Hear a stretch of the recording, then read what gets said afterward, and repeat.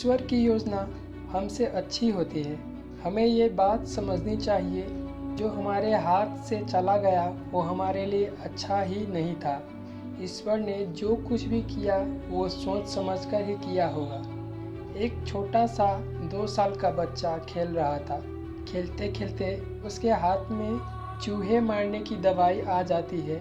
बच्चा नादान था, वह नहीं जानता था कि ये चूहे मारने की दवाई है। वो तो इस दवाई को चॉकलेट समझकर खुश हो रहा था। वो इस खाने की वाला था कि उसकी माँ का ध्यान उस पे गया। माँ ने तुरंत बच्चे के हाथ में से वो चूहे मारने की दवाई छीन ली। बच्चा जोर जोर से रोने लगा। बच्चे के रोने के बावजूद भी माँ ने उसकी एक नहीं सुनी और वो दवाई उसने कहीं पे छिपा दी, क्योंकि बच्चा नहीं जानता था कि ये चॉकलेट नहीं चूहे मारने की दवाई है।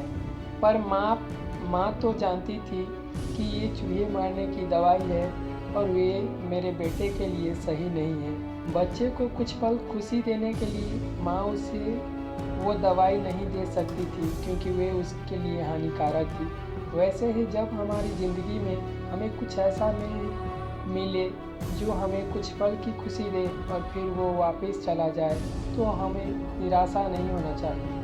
तभी हमें यही सोचना चाहिए कि हमारे लिए जो हुआ वो अच्छा हुआ। जीवन में आधे दुख इस वजह से आते हैं क्योंकि हमने उनसे आशाएं रखी जिनसे हमें नहीं रखनी चाहिए थी। ईश्वर की योजना हमारी योजना से हमेशा बेहतर ही होती है। जीवन में कभी कभी ऐसा होता है कि हमें जो चाहिए, जिसका हम बहुत समय से इंतज़ार कर रहे होते हैं, वो हमें मिल जाते हैं, लेकिन कुछ ही पल में हमसे वो वापस भी चला जाता है।